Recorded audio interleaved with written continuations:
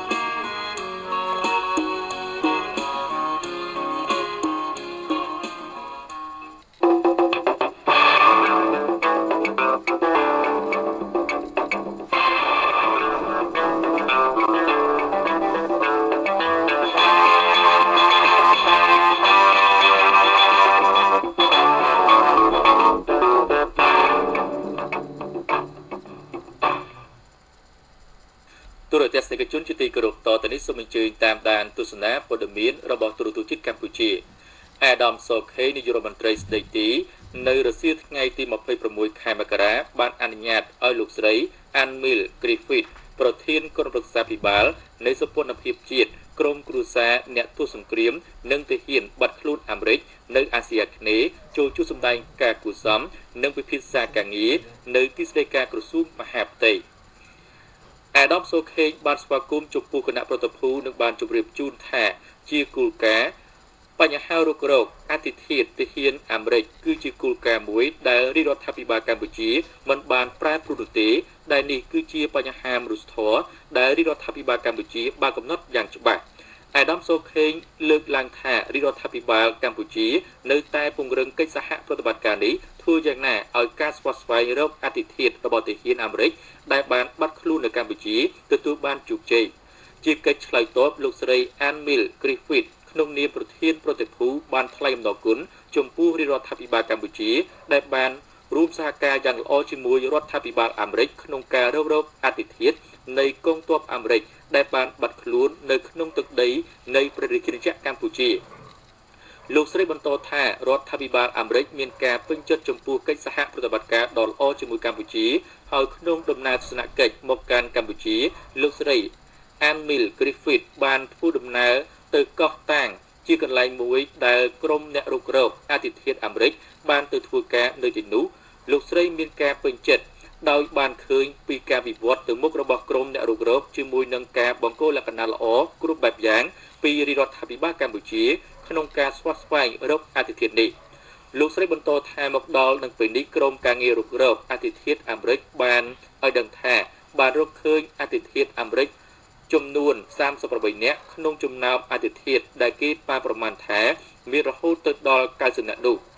អាដាមសូខេងបានជូនពរឲ្យមានការវិវត្តថ្មីបន្ថែមទៀតពាក់ព័ន្ធទៅនឹងការរុករកអតិថិនៅកម្ពុជានេះហើយរាជរដ្ឋាភិបាលកម្ពុជានឹងនៅតែគាំទ្របន្តទៀតក្នុងការស្វាស្វែងរកអតិថិនៅកម្ពុជាអាដាមបានលើកឡើងថាប្រសិនបើជាមានបញ្ហាអ្វីដែលធ្វើឲ្យមានការរាំងស្ទះដល់ដំណើរការនៃការរុករកនេះគឺសូមឲ្យផ្ដល់ដំណឹងមកដល់ក្រសួងដើម្បីឲ្យអាដាមជួយបង្កលក្ខណៈជំរុញឲ្យដំណើរការរុករកអតិថិនេះទទួលបានជោគជ័យកាលពីចុងសប្តាហ៍កន្លងទៅនេះព្រះសង្ឃអាចារ្យគណៈកម្មការវត្តនិងប្រជាពលរដ្ឋនៅវត្តមុនី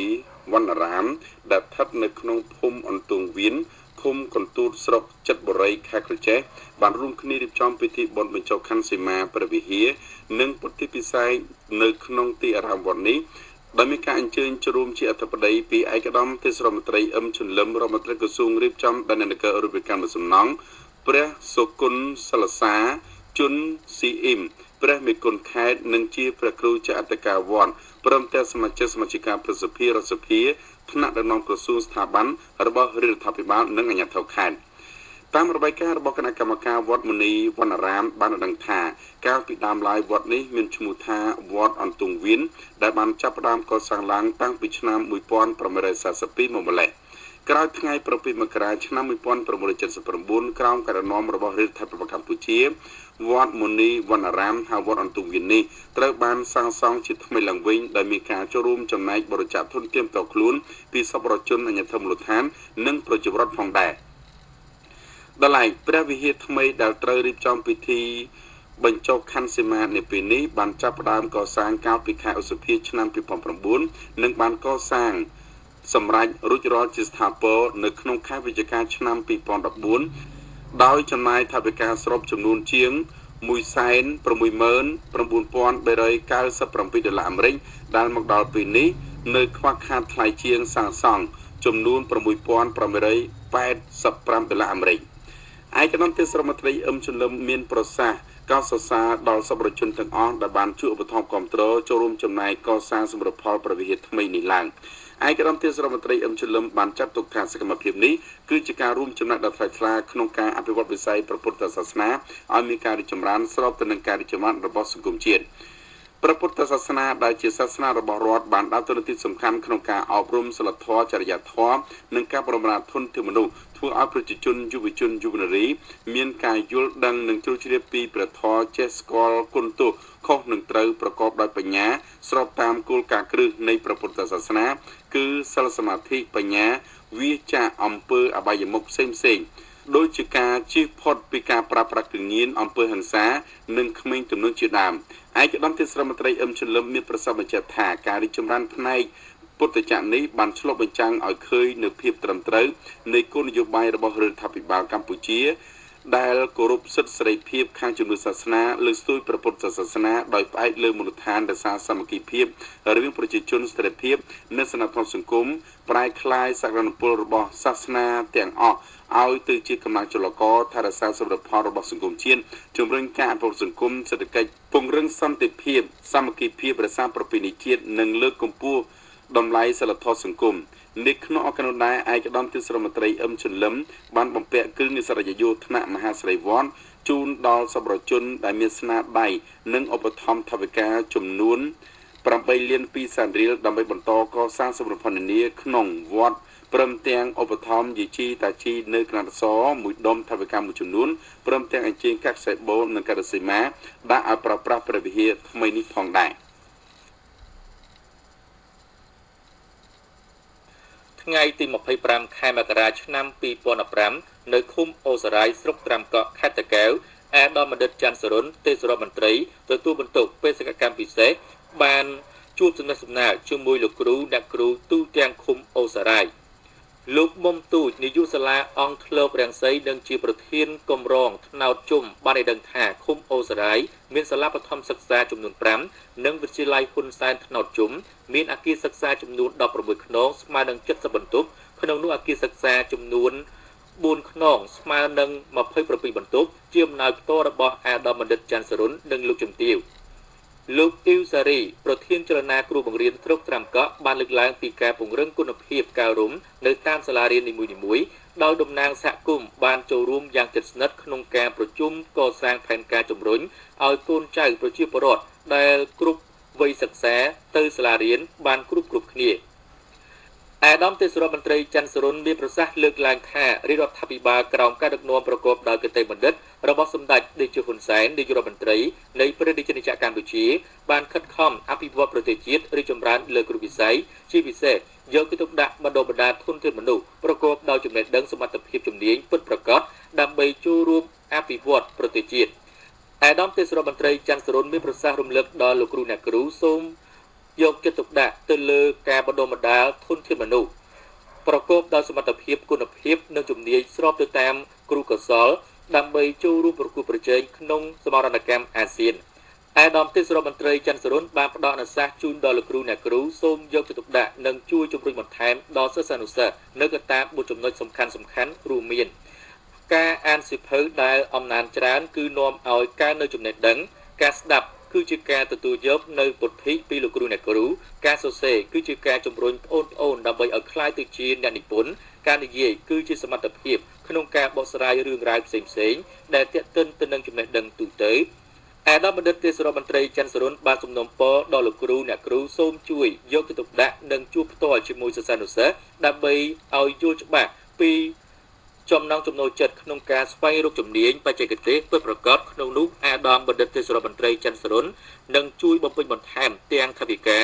ឬបញ្ជូនឲ្យទៅសិក្សាជំនាញបច្ចេកទេសផ្សេងទៀត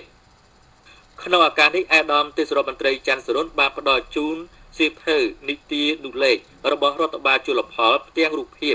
ការពារជំងឺផ្ដាសាយបាសីផ្ទាំងសម្លាប់មេរោគនិងការពារទ្រុងសត្វព្រមទាំងឧបត្ថម្ភថវិកាមួយចំនួនដល់គម្រោងថ្នោតជុំឃុំអូសរាយផងដែរ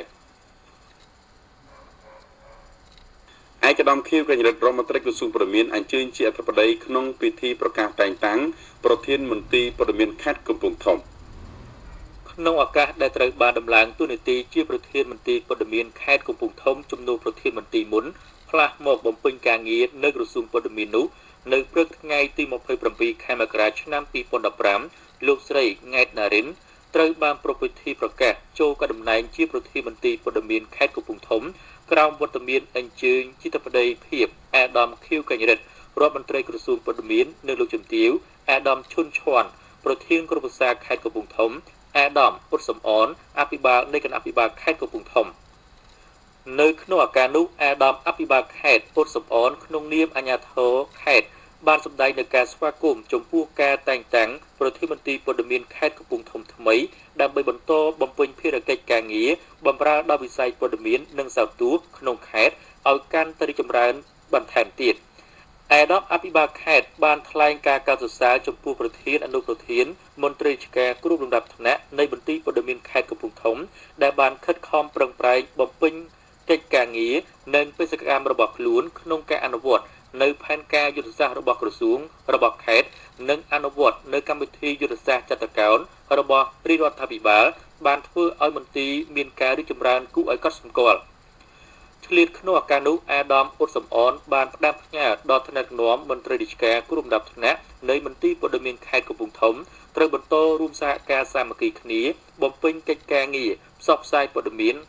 ដែលឆ្លើយតបទៅនឹងសភាពការជាក់ស្ដែងនិងសេចក្តីត្រូវការចាំបាច់របស់សហគមន៍ក៏ដូចជាអនុវត្តនៅទូនីតិដទៃជាច្រើនទៀតឲ្យទទួលបានជោគជ័យបន្ទាប់ពីលោកមៀតហុងអនុប្រធានមន្ទីរព័ត៌មានខេត្តកំពង់ធំធ្វើរបាយការណ៍បូកសរុបលទ្ធផលការងារដែលមន្ទីរសម្រាប់អនុវត្តបានក្នុងឆ្នាំ2014និងដាក់ចេញនៅផែនការសកម្មភាពការងារបន្តសម្រាប់ឆ្នាំ2015របស់មន្ទីររួចមកលោកកងសុវណ្ណប្រធាននាយកដ្ឋានបុគ្គលិកនៃក្រសួងព័ត៌មានបានអាននៅប្រកាសរបស់ក្រសួងសម្រាប់តែងតាំងលោកស្រីង៉ែតណារិនជាប្រធានមន្ទីរព័ត៌មានខេត្តកំពង់ធំជំនួសលោកម៉ាន់សារ៉ាន់ដែលត្រូវមកបំពេញការងារនៅក្រសួងព័ត៌មានក្នុងឱកាសដែលទើបនឹងឡើងកាន់តួនាទីថ្មីជាប្រធានមន្ទីរព័ត៌មានខេត្តកំពង់ធំលោកស្រីង៉ែតណារិនបានធ្វើការបដិញ្ញាចិត្តក្នុងការពង្រឹងសាមគ្គីភាពឯកភាពផ្ទៃក្នុងធ្វើទំនាក់ទំនងសហការទូលំទូលាយជាមួយគ្រប់មជ្ឈដ្ឋានដើម្បីបម្រើសេវាជូនប្រជាពលរដ្ឋឲ្យបានល្អជាចម្បងគឺផ្ដោតលើបញ្ហាស្ត្រីយុវវ័យនិងកុមារពង្រឹងនិងពង្រីកសមត្ថភាពដឹកនាំជំរុញសមត្ថភាពជំនាញឲ្យបានខ្លាំងក្លាថែមទៀតដើម្បីរួមចំណែកលើកកម្ពស់វិស័យព័ត៌មានឲ្យកាន់តែមានសន្ទុះរីកចម្រើនមានប្រសាសន៍ក្នុងឱកាសនោះអាដាមរដ្ឋមន្ត្រីខៀវកញ្ញរិទ្ធបានសម្ដែងការរីករាយចំពោះការគាំទ្ររបស់អាជ្ញាធរដែនដីខេត្តសម្រាប់បេក្ខភាពប្រធានមន្ត្រីព័ត៌មានថ្មីខេត្តកំពង់ធំនិងថ្លែងការកោតសរសើរចំពោះប្រធានមន្ត្រីមុនដែលបានខិតខំប្រឹងប្រែងបំពេញកិច្ចការងារដោយបានធ្វើតាំងពីបាត់ដៃទទេរហូតឲ្យមានជាមន្ត្រីថ្មីជាកន្លែងធ្វើការសម្រុំសម្រាប់មន្ត្រីរាជការបំពេញកិច្ចការងារតាក់ទងទៅនឹងការងារកសាងនិងអភិវឌ្ឍលើវិស័យព័ត៌មានអាដាមរដ្ឋមន្ត្រីបានជម្រាបថាជាបន្តបន្ទាប់យើងបានប្រឹងប្រែងរៀបចំឲ្យមានជាស្ថានីយវិទ្យុរបស់ជាតិនៅគ្រប់បណ្ដាខេត្តដែលរហូតមកដល់ពេលនេះបានជិតគ្រប់ខេត្តហើយរាល់ការចំណាយមិនបានយកថវិកាជាតិនោះទេគឺសម្ភារៈនិងម៉ាស៊ីនផ្សាយមួយភាគធំបានមកពីជំនួយរបស់ប្រទេសវៀតណាមសម្រាប់បង្គោលអង់តែននិងស្ទូឌីយោជាការចំណាយថវិកាផ្ទាល់ខ្លួនរបស់អាដាមខៀវកញ្ញរិទ្ធនិងលោកជំទាវអាជ្ញាធរដែនដីខេត្តនិងសប្បុរសជននានាដូច្នេះរាល់ចំណូលដែលបានពីវិទ្យុនេះត្រូវបែងចែកជា3គឺត្រូវបង់ពន្ធចូលរដ្ឋទុកសម្រាប់ជួសជុលម៉ាស៊ីននិងចែកដល់បុគ្គលិកដែលបំពេញការងារអាដាមរដ្ឋមន្ត្រីបានបញ្ជាក់ថាការដែលយើងមានវិទ្យុផ្សាយគឺមិនអាចឆ្លើយតបបានទាំងស្រុងចំពោះការវិវត្តរីកចម្រើនផ្នែកបច្ចេកវិទ្យាព័ត៌មានវិទ្យានាពេលនេះនោះទេដោយត្រូវបង្កើតជាគេហទំព័របណ្ដាញទំនាក់ទំនងសង្គម Facebook, Twitter និង YouTube ដើម្បីបញ្ចូលព័ត៌មានឲ្យបានលឿនទាន់ពេលវេលាហើយអ្នកណាក៏អាចបើកមើលបាននៅទូទាំងពិភពលោកចំពោះកិច្ចការងារផ្នែកបច្ចេកវិទ្យាព័ត៌មានវិទ្យានេះក្រសួងនឹងជំរុញបង្កើតជាវគ្គបណ្ដុះបណ្ដាលដើម្បីឲ្យមន្ត្រីមានសមត្ថភាពក្នុងការបំពេញការងារឲ្យដើរទាន់សភាពការបច្ចុប្បន្នពិសេសស្របតាមពាក្យស្លោករបស់អ្នកនយោបាយនិងអ្នកសារព័ត៌មានដែលថាអ្នកណានិយាយពីរោះជាងគេគឺឈ្នះហើយការនិយាយនោះគឺជារឿងពិតត្រឹមត្រូវការពន្យល់ខ្លីងាយយល់និងស្រួលស្ដាប់បានឆ្លៀតក្នុងឱកាសនោះអាដាមរដ្ឋមន្ត្រីបានផ្ដល់នូវអនុសាសន៍មួយចំនួនដល់មន្ត្រីព័ត៌មានត្រូវតែសកម្មការងារមានការធ្វើទំនាក់ទំនងល្អជាមួយក្រុមប្រឹក្សាគណៈអភិបាលខេត្តអាជ្ញាធរដែនដីគ្រប់លំដាប់ថ្នាក់ដើម្បីជាភាពងាយស្រួលក្នុងការប្រមូលព័ត៌មានម មកផ្សព្វផ្សាយជូនប្រជាពលរដ្ឋបានដឹងពិសេសមន្ត្រីព័ត៌មានត្រូវចាំឲ្យច្បាស់ថាខ្លួនជាអ្នកឆ្លើយតបនិងសំណួរក៏ដូចជាចម្ងល់របស់ប្រជាពលរដ្ឋដែលចង់ដឹងពីសភាពការនិងបញ្ហាអ្វីដែលកើតមាននៅក្នុងខេត្តគុំឆ្លើយថាមិនដឹងគឺយើងត្រូវស្រាវជ្រាវរកប្រភពនៃរឿងនោះដើម្បីកុំឲ្យកើតមានជាព័ត៌មានមិនពិតពីមាត់មួយទៅមាត់មួយនាំឲ្យមានការភ័ន្តច្រឡំទន្ទឹមនឹងនេះអាដាមខៀវកញ្ញរិទ្ធបានជំរុញលើកទឹកចិត្តដល់ថ្នាក់ដឹកនាំមន្ត្រីរាជការគ្រប់ដំណាក់ថ្នាក់នៃមន្ទីរព័ត៌មានខេត្តកំពង់ធំត្រូវធ្វើយ៉ាងណារួមសហការពង្រឹងសាមគ្គីផ្ទៃក្នុងឲ្យបានរឹងមាំដើម្បីបំពេញការងារឲ្យបានល្អប្រសើរដោយត្រូវយល់ថាការងារព័ត៌មាននេះគឺមានសារៈសំខាន់មិនអាចធ្វើម្នាក់ឯងបាននោះទេត្រូវរួមគ្នាបំពេញនិងអនុវត្តទើបទទួលបានជោគជ័យហើយភារកិច្ចទាំងនេះត្រូវពុះពៀយ៉ាងណាឲ្យទូនាទីរបស់យើងមាននៅគ្រប់ទីកន្លែងនៅក្នុងឱកាសនោះអាដាមរដ្ឋមន្ត្រីខៀវកញ្ញរិទ្ធបានប្រគល់ជូនកាមេរ៉ាវីដេអូមួយគ្រឿងដល់មន្ទីរសម្រាប់ទុកថតព័ត៌មាននិងបានបំពាក់នៅមេដាយការងារជូនមន្ត្រីរាជការនៃមន្ទីរព័ត៌មានខេត្តកំពង់ធំដែលមានស្នាដៃល្អក្នុងការបំពេញភារកិច្ចការងារក្នុងរយៈពេលកន្លងមកនៅទីស្តីការក្រសួងកសិកម្មនៅថ្ងៃទី26ខែមករាឆ្នាំ2015អាដាមបណ្ឌិតអុករបុនរដ្ឋមន្ត្រីក្រសួងកសិកម្មរុក្ខាប្រមាញ់និងនេសាទបានអញ្ជើញជាធិបតីនៅក្នុងពិធីប្រកាសចូលកាន់តំណែងរបស់អាដាមអនុរដ្ឋលេខាធិការនិងអាដាមប្រតិភូរាជរដ្ឋាភិបាលកម្ពុជាទទួលបន្ទុកជាប្រធានរដ្ឋបាលជលផលលោកថៃវុធីប្រធាននាយកដ្ឋានបុគ្គលិកនិងអភិវឌ្ឍធនធានមនុស្សនៃក្រសួងកសិកម្មបានអានព្រះរាជក្រឹត្យត្រាស់បង្គាប់តែងតាំងអាដាមលីផល្លាអាដាមណៅធួនិងអាដាមហួតប៊ុនណារីជាអនុរដ្ឋលេខាធិការក្រសួងកសិកម្មរុក្ខាប្រមាញ់និងនេសាទនិងអានព្រះរាជក្រឹត្យត្រាស់បង្គាប់តែងតាំងអាដាមអេងជាសានជាប្រតិភូរដ្ឋាភិបាលកម្ពុជាទទួលបន្ទុកជាប្រធានរដ្ឋបាលជលផលមានឋានៈស្មើរដ្ឋលេខាធិការបន្ទាប់ពីមតិចំណាប់អារម្មណ៍របស់អាដាមលីផល្លាតំណាងមន្ត្រីទើបត្រូវបានតែងតាំងថ្មីរួចមកអាដាមបណ្ឌិតរដ្ឋមន្ត្រីអុករបុនមានប្រសាសន៍ផ្ដល់អនុសាសន៍មួយចំនួនដែលទាក់ទិនទៅនឹងអនុវិស័យចំណោះឲ្យក្រសួងកសិកម្មដើម្បីឈានទៅសម្រេចបានជោគជ័យនៅគោលដៅជាយុទ្ធសាស្ត្រទាំង4នៃចតុកោណដំណាក់កាលទី3របស់រាជរដ្ឋាភិបាលក្រោមការដឹកនាំដ៏ឆ្លៀវវៃនិងប្រកបដោយកតេបណ្ឌិតរបស់សម្ដេចអគ្គមហាសេនាបតីរាជាហ៊ុនសែននាយករដ្ឋមន្ត្រីនៃព្រះរាជាណាចក្រកម្ពុជារួមមានទី1ការធានាកំណើនសេដ្ឋកិច្ចទី2បង្កើនការងារធ្វើជូនប្រជាពលរដ្ឋទី3ពង្រឹងសមត្ថភាពនិងអភិបាលកិច្ចស្ថាប័នរដ្ឋទាំងថ្នាក់ជាតិទាំងថ្នាក់ក្រោមជាតិនិងទី4ធ្វើឲ្យសម្រេចបាននៅគោលដៅកាត់បន្ថយភាពក្រីក្រឯកឧត្តមវិជ្ជបណ្ឌិតមុំមុនហេងរដ្ឋមន្ត្រីក្រសួងសុខាភិបាលបានទទួលជួបសវនកម្មជាមួយគណៈប្រតិភូរដ្ឋសភាកូរ៉េដឹកនាំដោយឧត្តមគឹមជុនចិនអនុប្រធានគណៈកម្មការសុខាភិបាលនិងសង្គមគិច្ចរដ្ឋសភានៃសាធារណរដ្ឋកូរ៉េ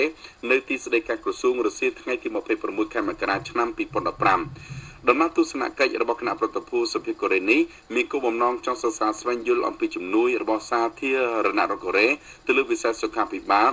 នារយៈពេលកន្លងមកនោះនៅក្នុងប្រទេសកម្ពុជាឯកឧត្តមមុំប៊ុនហេងបានលើកឡើងពីស្ថានភាពរីកចម្រើននៃវិស័យសុខាភិបាលនៅកម្ពុជាក្រោមការដឹកនាំរបស់សម្ដេចតេជោហ៊ុនសែននិងបានថ្លែងអំណរគុណដល់រដ្ឋសភារដ្ឋាភិបាលនិងប្រជាជនសាធារណរដ្ឋកូរ៉េដែលបានជួយឧបត្ថម្ភគាំទ្រដល់ការអភិវឌ្ឍវិស័យសុខាភិបាលនៅកម្ពុជាឯកឧត្តមគឹមជុនចិនមានប្រសាសន៍កោតសរសើរចំពោះស្ថានភាពវិស័យសុខាភិបាលនៅកម្ពុជាដែលតាមរយៈដំណើរទស្សនកិច្ចរបស់ឯកឧត្តមនៅតាមបណ្ដាខេត្តមួយចំនួនប៉ុន្តែក៏មានបញ្ហាប្រឈមមួយចំនួនផងដែរក្នុងនោះនៅខេត្តបាត់ដំបងឯកឧត្តមបានពិនិត្យឃើញថានៅជួបការលំបាកនៅឡើយគណៈប្រតិភូរដ្ឋសភាសាធារណរដ្ឋកូរ៉េមានគម្រោងជួយធ្វើការគាំទ្រទៅលើវិស័យសុខាភិបាលបន្ថែមទៀតទៅលើគម្រោងចាស់ដែលបានជួយរួចហើយមកនោះ ឯកឧត្តមមនុស្សប្រធានគណៈកម្មការរដ្ឋសភាកូរ៉េក៏បានរំលឹកអំពីលទ្ធផលនៃកិច្ចប្រជុំកំពូលប្រទេសទាំងពីរកម្ពុជានិងសាធារណរដ្ឋកូរ៉េកាលពីឆ្នាំទៅដោយបានចុះទៅលេខាទៅលើកិច្ចព្រមព្រៀងជួយលើកគម្រោងមួយចំនួនពាក់ព័ន្ធទៅនឹងផ្នែកសុខាភិបាលហើយបន្ទាប់ពីចុះកិច្ចព្រមព្រៀងរួចមកមានក្រុមហ៊ុនវិនិយោគលើវិស័យសុខាភិបាលជាច្រើនមានចំណាប់អារម្មណ៍ចង់មកបណ្ដាក់ទុននៅក្នុងប្រទេសកម្ពុជាហើយក្នុងដំណើរទស្សនកិច្ចរបស់គណៈប្រតិភូកូរ៉េនៅកម្ពុជានៅពេលនេះគឺមានគោលបំណងបន្តអនុវត្តកិច្ចព្រមព្រៀងរវាងប្រទេសទាំងពីរដែលបានចុះទៅលេខាហើយនេះទន្ទឹមនេះគណៈប្រតិភូមានគោលបំណងស្វែងយល់ពីសមិទ្ធផលនៃគម្រោងនិងចង់បង្កើតគម្រោងសហព័ន្ធខាងផ្នែកសុខាភិបាលឯកឧត្តមវិជ្ជបណ្ឌិតមុំបន្ថែងបានថ្លែងអំណរគុណដល់សាធារណរដ្ឋកូរ៉េដែលបានជួយឧបត្ថម្ភដល់វិស័យសុខាភិបាលនៅកម្ពុជាជាក់ស្ដែងនៅក្នុងខេត្តបាត់ដំបងប្រទេសកូរ៉េបានជួយឧបត្ថម្ភគាំទ្រនៅសាលាសុខាភិបាលភូមិភាគដែលជាសាលាបរមតាគ្លីនុបដ្ឋៈឆ្មបនិងមន្ទីរពេទ្យបង្អែករីឯនៅខេត្តសៀមរាបសាធារណរដ្ឋកូរ៉េបានជួយដល់មន្ទីរពេទ្យខេត្តហើយទីភ្នាក់ងារសហប្រតិបត្តិការអន្តរជាតិកូរ៉េកយកាបានជួយលើផ្នែកអាគារសុខភាពមេដានិងទារកហើយនិងបណ្ណាល័យក្រៅពីនេះប្រទេសកូរ៉េក៏បានជួយលើវិស័យសុខាភិបាលនៅតាមបណ្ដាខេត្តនានាមួយចំនួនទៀតដូចជានៅខេត្តកំពង់ឆ្នាំងកំពង់ចាមនិងនៅរាជធានីភ្នំពេញជាដើមក្រៅពីគម្រោងខាងហេដ្ឋារចនាសម្ព័ន្ធប្រទេសកូរ៉េតាមរយៈអង្គការកយការបានជួយលើផ្នែកបណ្ដុះបណ្ដាលដល់មន្ត្រីអប់រំសុខាភិបាលផងដែរក្រៅពីនេះក្រសួងសុខាភិបាលនិងដៃគូសាធារណរដ្ឋកូរ៉េកំពុងធ្វើកិច្ចការរួមគ្នាលើផ្នែកធានារ៉ាប់រងសុខភាពសង្គមដោយធ្វើយ៉ាងណាពង្រីកមូលនិធិសមត្ថភាពសម្រាប់ជួយដល់ប្រជាជនក្រីក្រសម្ដៅធានាការថែទាំនិងព្យាបាលឲ្យបានទាន់ពេលវេលានិងប្រកបដោយប្រសិទ្ធភាពលោកជំទាវភឿងសក្កណារដ្ឋមន្ត្រីក្រសួងវប្បធម៌និងវិចិត្រសិល្បៈបានអនុញ្ញាតឲ្យអាដាមជូអាជីមបារុនវុនម៉ាសាល់ឯកអគ្គរដ្ឋទូតសាធារណរដ្ឋសហព័ន្ធអាល្លឺម៉ង់ប្រចាំនៅកម្ពុជាចូលជួបពិភាក្សាការងារនៅទីស្តីការក្រសួងនៅថ្ងៃទី26ខែមករាឆ្នាំ2015អាដាមឯកអគ្គរដ្ឋទូតបានជម្រាបជូនពីគោលបំណងនៃការចូលជួបពិភាក្សាការងារនាពេលនេះគឺផ្ដោតជាសំខាន់ក្នុងការរៀបចំឯកសារស្តីពីការធ្វើកិច្ចសហប្រតិបត្តិការលើកិច្ចការពារនិងថែរក្សាបេតិកភណ្ឌវប្បធម៌និងប្រាង្គប្រាសាទនានាស្ថិតនៅក្នុងខេត្តសៀមរាបដើម្បីចុះទៅលេខាជាផ្លូវការនាពេលខាងមុខនេះឯកឧត្តមឯករដ្ឋទូតអាល្លឺម៉ង់ប្រចាំនៅកម្ពុជាក៏បានបញ្ជាក់បន្តទៀតថាការរៀបចំឯកសារអនុស្រណៈនៃការយោគយល់គ្នានេះគឺធ្វើឡើងដើម្បីបន្តការពង្រឹងនិងអនុវត្តការងារកិច្ចសហប្រតិបត្តិការលើវិស័យវប្បធម៌រវាងប្រទេសទាំងពីរកម្ពុជាអាល្លឺម៉ង់ឲ្យកាន់តែមានការរីកចម្រើនទ្វេឡើងថែមទៀតមានប្រសាសន៍ឆ្លើយតបវិញលោកជំទាវភឿងសក្កណាបានជម្រាបជូនភ្ញៀវអំពីសភាពការរីកចម្រើនលើគ្រប់វិស័យនៅក្នុងប្រទេសជាតិកម្ពុជានាពេលបច្ចុប្បន្នក្រោមការដឹកនាំប្រកបដោយកតេបណ្ឌិតរបស់សម្ដេចអគ្គមហាសេនាបតីរាជាហ៊ុនសែនជាប្រមុខដឹកនាំលោកជំទាវភឿងសក្កណាបានថ្លែងអំណរគុណចំពោះប្រទេសអាល្លឺម៉ង់ដែលកន្លងមកនេះបានរួមចំណែកយ៉ាងសំខាន់ក្នុងការជួយស្ដារនិងអភិវឌ្ឍប្រទេសកម្ពុជាពិសេសបានជួយទាំងផ្នែកស្មារតីសម្ភារៈនិងថវិកាដើម្បីជំរុញវិស័យវប្បធម៌ឲ្យមានការរីកចម្រើនជាលំដាប់ទាក់ទងទៅនឹងបញ្ហាការងាររៀបចំឯកសារអនុស្រណៈនៃការយោគយល់គ្នាដើម្បីបន្តពង្រឹងនិងការធ្វើសហប្រតិបត្តិការលើវិស័យវប្បធម៌រវាងក្រសួងវប្បធម៌និងវិចិត្រសិល្បៈនិងស្ថានទូតអាល្លឺម៉ង់សម្ដៅធ្វើពិធីចុះទៅលេខានាពេលខាងមុខនេះលោកជំទាវបានឯកភាពនិងរៀបចំក្រុមជំនាញឲ្យរៀបចំឯកសារដោយសិក្សាឲ្យបានហ្មត់ចត់មុនឈានទៅដល់ការចុះទៅលេខាជាផ្លូវការដើម្បីឲ្យការធ្វើកិច្ចសហប្រតិបត្តិការលើវិស័យវប្បធម៌នេះឲ្យមានដំណើរការបានល្អប្រសើរជាលំដាប់នៅថ្ងៃទី26ខែមករាឆ្នាំ2015នៅសន្តាគារលើរយ៉ាល់ទីភ្នំពេញមានបើកកិច្ចប្រជុំលើកទី4រវាងអគ្គនាយកដ្ឋានគោលរដ្ឋកោកម្ពុជាជាមួយដៃគូអភិវឌ្ឍស្តីពីយុទ្ធសាស្ត្រនិងកម្មវិធីការងារកំណត់ទម្រង់និងទំនុកប្រកម្មរបស់អគ្គនាយកដ្ឋានគោលរដ្ឋកោកម្ពុជាឆ្នាំ2014-2018និងពិធីអបអរសាទរទិវាគុយអន្តរជាតិដែលផ្ដោតលើប្រធានបទស្តីពីការសម្រុះសម្រួលការគ្រប់គ្រងមាត់ច្រកព្រំដែនតាមរយៈអភិក្រមប្រកបដោយបរិយាបន្នលើការភ្ជាប់ទំនាក់ទំនងជាមួយដៃគូពាក់ព័ន្ធ កិច្ចប្រជុំនេះមានគោលបំណងសំខាន់ចំនួន3ទី1គឺដើម្បីជម្រាបជូនដល់ដៃគូអភិវឌ្ឍនិងភាគីពាក់ព័ន្ធនៅបច្ចុប្បន្នភាពនៃលទ្ធផលសម្រាប់បានក្នុងការអនុវត្តយុទ្ធសាស្ត្រនិងកម្មវិធីការងារលើ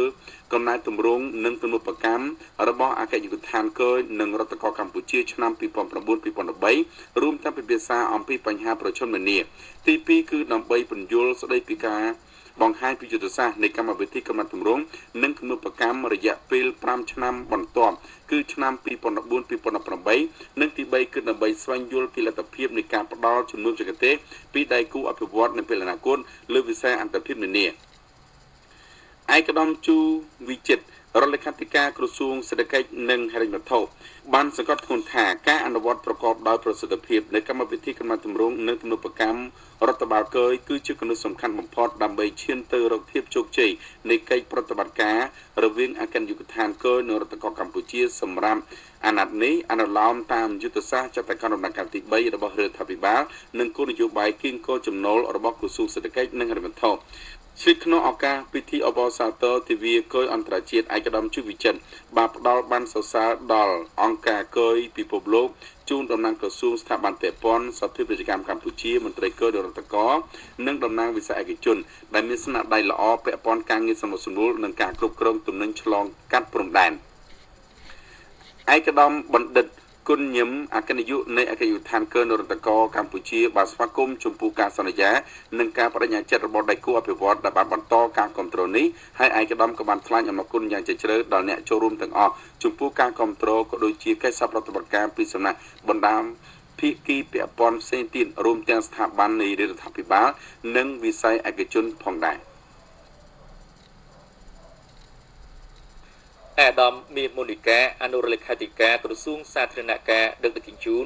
និងអាដាមកឹមសាន់ប្រធាននាយកដ្ឋានបុគ្គលិកធនធានមនុស្សបានដឹកនាំដំណើរទស្សនកិច្ចសិក្សារបស់កម្មសិក្សាការីវគ្គវិក្រិតការយុទ្ធសាស្ត្រចតុកោណមន្ត្រីក្រសួងសាធារណការនិងដឹកជញ្ជូនចំនួនទី1អាណត្តិទី5ចំនួន103នាក់មកពី25ខេត្តក្រុងទូទាំងប្រទេសដើម្បីសិក្សាស្វែងយល់ពីវិស័យស្ពានថ្នល់ចាប់ពីថ្ងៃទី20ដល់ថ្ងៃទី22ខែមករាឆ្នាំ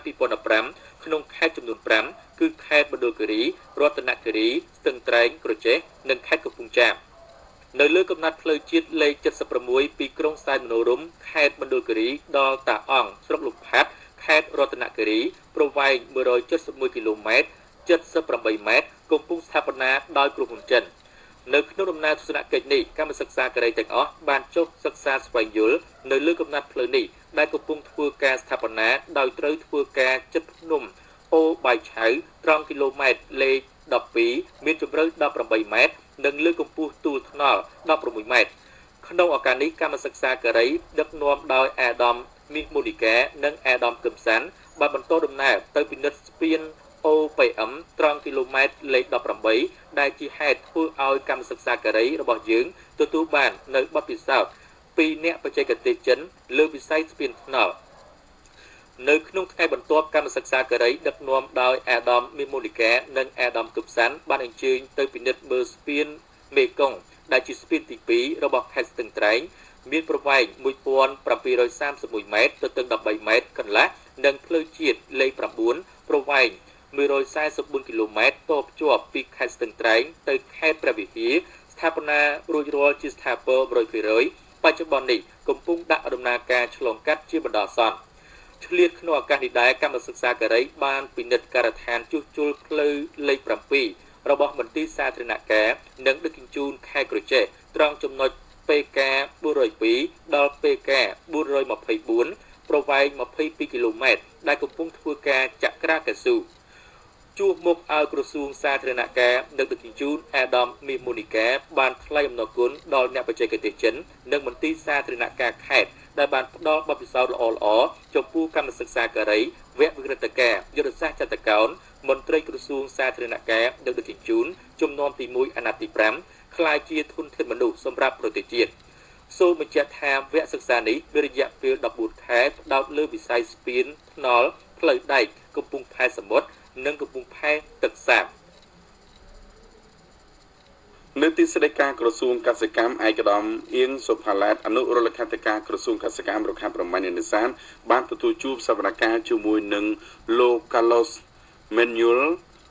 Rodriguez អនុប្រធានផ្នែកគោលនយោបាយអភិរក្សនៃអង្គការអភិរក្សអន្តរជាតិ CI លោកស្រីបណ្ឌិត Tracy Farrell នាយកបច្ចេកទេសជាន់ខ្ពស់ CI Cambodia និងលោកសេងប៊ុនរ៉ានាយកអង្គការ CI ប្រចាំប្រទេសកម្ពុជាលោកកាឡូបានជំរាបជូនអំពីគោលបំណងជាសំខាន់នៃដំណើរទស្សនកិច្ចរបស់លោកគឺដើម្បីពិភាក្សាលើការងារមួយចំនួនទាក់ទងទៅនឹងសេវាកម្មបរិស្ថាននិរន្តរភាពហិរញ្ញវត្ថុលើការគ្រប់គ្រងគម្រោងតំបន់ព្រៃឈើនៅកម្ពុជានិងចែករំលែកបទពិសោធន៍ការងាររបស់ CI លើការគ្រប់គ្រងធនធានធម្មជាតិឲ្យស្របទៅនឹងការប្រែប្រួលអាកាសធាតុលោកបានលើកឡើងពីកិច្ចសហប្រតិបត្តិការលើការងារអភិរក្សព្រៃឈើនិងជលផលនៅក្នុងប្រទេសកម្ពុជាជាមួយក្រសួងកសិកម្មរុក្ខាប្រមាញ់នេសាទដោយធ្វើការសហការយ៉ាងជិតស្និទ្ធជាមួយរដ្ឋបាលព្រៃឈើនិងរដ្ឋបាលជលផលហើយក៏បានបង្ហាញអំពីសុឆន្ទៈក្នុងការបន្តពង្រឹងនិងបន្តអនុវត្តកិច្ចសហប្រតិបត្តិការលើវិស័យកសិកម្មរវាងក្រសួងកសិកម្មរុក្ខាប្រមាញ់នេសាទជាមួយអង្គការ CIបន្ទាប់ពីបានជំរាបជូនភាគីភ្ញៀវអំពីវឌ្ឍនភាពនិងគោលនយោបាយសំខាន់ៗលើការស្ដារព្រៃឈើឡើងវិញនិងការគ្រប់គ្រងដីព្រៃឈើជាពិសេសយុទ្ធសាស្ត្រចតការរំការទី3របស់រដ្ឋាភិបាលដោយផ្ដោតអាទិភាពលើការបន្តគ្រប់គ្រងធនធានព្រៃឈើនិងសត្វព្រៃប្រកបដោយចីរភាពនិងសមត្ថភាពឯកឧត្តមអៀងសុផាឡែនបានថ្លែងអំណរគុណដល់ការជួយជ្រោមជ្រែងរបស់អង្គការអភិរក្សអន្តរជាតិ CIលើការងារអភិរក្សធនធានធម្មជាតិនៅក្នុងប្រទេសកម្ពុជាឯកឧត្តមអៀងសុផាឡែតក៏បានយល់ស្របទៅលើគំនិតរួចផ្ដើមស្ដីពីការបង្កើតឲ្យមានគម្រោងកិច្ចសហប្រតិបត្តិការរវាងប្រទេសកូស្តារីកានិងប្រទេសកម្ពុជាតាមរយៈការសម្របសម្រួលដោយអង្គការអភិរក្សអន្តរជាតិ CI នៅកម្ពុជានេះដោយស្នើឲ្យអង្គការ CI រៀបចំជាគម្រោងស្នើសុំដើម្បីធ្វើការសិក្សានិងស្នើសុំការសម្រេចពីឯកឧត្តមបណ្ឌិតរដ្ឋមន្ត្រីព្រមទាំងស្នើឲ្យ CI បន្តគាំទ្រការអភិរក្សធនធានព្រៃឈើនិងជលផលក៏ដូចជាការបណ្ដុះបណ្ដាលបច្ចេកទេសដល់មន្ត្រីនិងសហគមន៍មូលដ្ឋាននៅក្នុងប្រទេសកម្ពុជាក្រសួងបរិស្ថានបានរៀបចំបទកថាស្ដីពីភាពជាអ្នកដឹកនាំភពផែនដីការយល់ដឹងថ្មីនិងទំនាក់ទំនងរបស់ផែនដីនិងមនុស្សក្នុងសតវត្សទី21ដោយសហការជាមួយអង្គការ HEDC និងមជ្ឈមណ្ឌលសហប្រតិបត្តិការកម្ពុជាជប៉ុន CJCC អាដាមស៊ូសូវុតអនុលេខាធិការក្រសួងបរិស្ថានមានប្រសាសន៍ថាក្រសួងបរិស្ថានបានរៀបចំឲ្យមានវគ្គបណ្ដុះបណ្ដាលលើជំនាញបរិស្ថានការគ្រប់គ្រងសំណល់ការអភិរក្សធនធានធម្មជាតិការគ្រប់គ្រងការប្រែប្រួលអាកាសធាតុនិងការពិវត្តបៃតងដល់មន្ត្រីជំនាញក្រសួងបរិស្ថានស្ថាប័នពាក់ព័ន្ធសិស្សនិស្សិតព្រមទាំងសហភាពសហព័ន្ធយុវជនកម្ពុជាដែលជាកម្លាំងឈានមុខនិងជាអ្នកបន្តវេនក្នុងការអភិវឌ្ឍប្រទេសឲ្យបានយល់ដឹងលើវិស័យបរិស្ថាននិងបរិស្ថានភពផែនដីការគ្រប់គ្រងធនធានធម្មជាតិទ្រឹស្ដីចក្រវាឡប្រព័ន្ធជីវិតលើផែនដី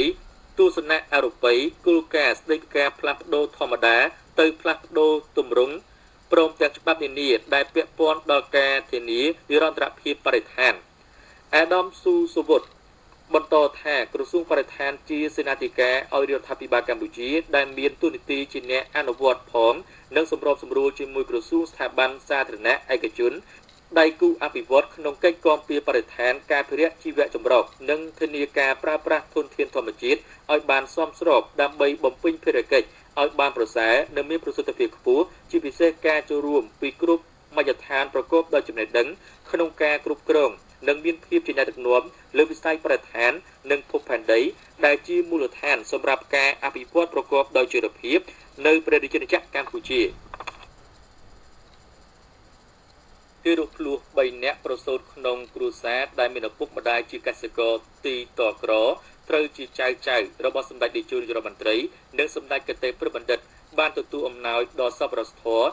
របស់សម្ដេចអគ្គមហាសេនាបតីនាយកហ៊ុនសែននិងសម្ដេចកតេព្រឹទ្ធបណ្ឌិតបរិយាហ៊ុនសែនរួមមានទឹកប្រាក់3រៀលអង្ករ200គីឡូក្រាមទឹកដោះគោម្សៅដូចមិច24កំប៉ុងស្ករស5គីឡូក្រាមស្រង់2និងក្រមា2 អាដាមសេងទៀងជំនួយការផ្ទាល់សម្ដេចតេជោនាយករដ្ឋមន្ត្រីបានអញ្ជើញនាំយកអំណោយដល់សពរដ្ឋទាំងអស់នេះទៅចែកជូនផ្ទាល់ដៃដល់គ្រួសារកូនភ្លោះដែលកំពុងសម្រាកថែទាំសុខភាពនៅមន្ទីរពេទ្យមិត្តភាពខ្មែរសូវៀតនាព្រឹកថ្ងៃទី27ខែមករាឆ្នាំ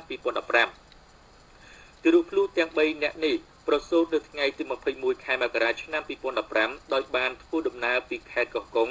មកមន្ទីរពេទ្យមិត្តភាពខ្មែរសូវៀតរាជធានីភ្នំពេញជាកូនលើកទី4ដែលមានឪពុកឈ្មោះសនសារ៉ាត់អាយុ29ឆ្នាំម្ដាយឈ្មោះរឿនវ៉ាន់អាយុ25ឆ្នាំមានមុខរបរជាកសិករទីតលក្ររស់នៅភូមិសុវណ្ណបៃតងឃុំកណ្ដោងស្រុកបទុមសាគរខេត្តកោះកុងទីរូបភ្លោះស្រីទាំង3នាក់ប្រសូតមកមានសុខភាពល្អនិងកំពុងបានទទួលការមើលថែរក្សាពីក្រុមគ្រូពេទ្យយ៉ាងល្អប្រសើរ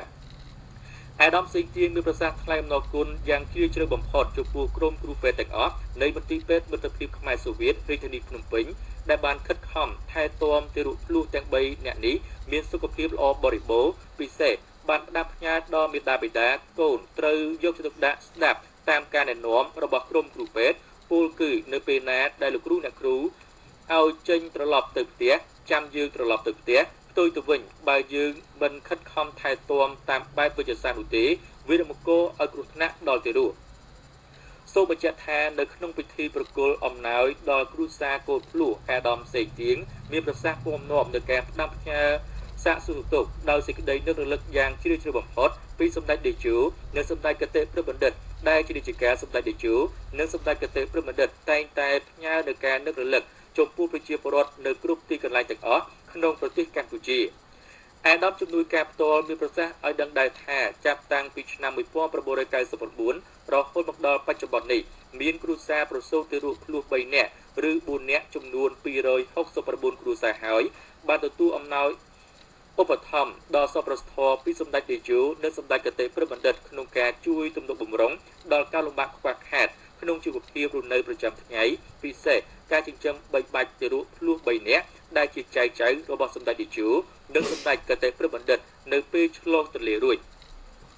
អាដាមមានប្រសាសន៍បន្តថាចំនួនគ្រួសារទៅរស់ភ្លោះ3នាក់នេះមានច្រើនជាងនេះទៀតដែលសម្ដេចតេជោនិងសម្ដេចកតេព្រឹទ្ធបណ្ឌិតបានឧបត្ថម្ភតាមរយៈអ្នកតំណាងរាស្ត្រនិងក្រុមការងារចុះជួយប្រជាពលរដ្ឋនៅតាមមូលដ្ឋានភូមិឃុំស្រុករាជធានីខេត្តកាលពីមុនឆ្នាំ1999អាដាមមានប្រសាសន៍បន្តថាចំនួនឧបត្ថម្ភទាំងអស់នេះមិនមែនជាអំណោយរបស់រដ្ឋាភិបាលអំណោយរបស់ការកម្មាក្រហមកម្ពុជាឬអំណោយរបស់គណៈបកដែលបម្រើឲ្យសកម្មភាពនយោបាយនោះទេផ្ទុយទៅវិញអំណោយទាំងអស់នេះគឺជាអំណោយទានកើតចេញពីទឹកចិត្តជ្រះថ្លាប្រកបដោយការគិតគូរខ្ពស់របស់សម្ដេចតេជោនិងសម្ដេចកតេព្រឹទ្ធបណ្ឌិតដែលបានឆ្វេងយល់ពីការលំបាកពិតប្រាកដចំពោះប្រជាពលរដ្ឋដែលមានប្រសូតទៅរស់ភ្លោះ3ឬ4នាក់អាដាមបានផ្ដាំផ្ញើធ្វើយ៉ាងណាទទួលថាវិការនិងសម្ភារៈទាំងអស់នេះទៅចិញ្ចឹមបុត្រធីតារបស់ខ្លួនឲ្យបានត្រឹមត្រូវពិសេសផ្ដល់របបអាហារឧបត្ថម្ភដល់ទារកឲ្យបានគ្រប់គ្រាន់ធ្វើយ៉ាងណាឲ្យទារកទាំង3នាក់នេះមានកាយសម្បទាមាំមួនមានប្រាជ្ញាស្មារតីភ្លឺថ្លាដើម្បីក្លាយជាពលរដ្ឋប្រកបដោយធម៌ពលក្នុងការអភិវឌ្ឍប្រទេសជាតិទៅថ្ងៃអនាគតមេដាបិតាកូនភ្លោះមានប្រសាសន៍ថ្លែងនឹងការគោរពដឹងគុណយ៉ាងជ្រាលជ្រៅបំផុតជូនចំពោះសម្ដេចតេជោនិងសម្ដេចកតេព្រឹទ្ធបណ្ឌិតដែលបានផ្ដល់នូវអំណោយឧបត្ថម្ភដល់សប្បុរសធម៌ដល់គ្រួសាររបស់ខ្លួនដែលជួបប្រទះនៅការលំបាកក្នុងការចិញ្ចឹមបីបាច់កូនភ្លោះ3នាក់ក្នុងស្ថានភាពដែលគ្រួសាររបស់ខ្លួនមានជីវភាពរស់នៅដ៏លំបាកនេះ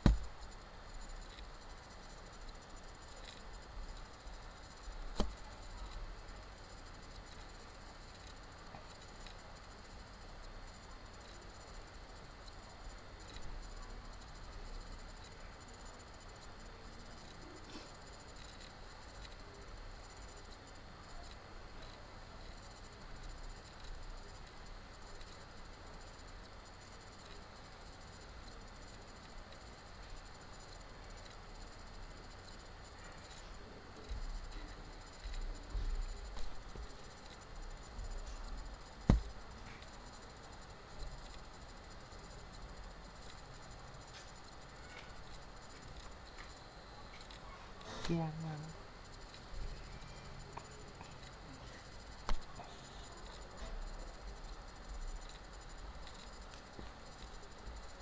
It was not fun.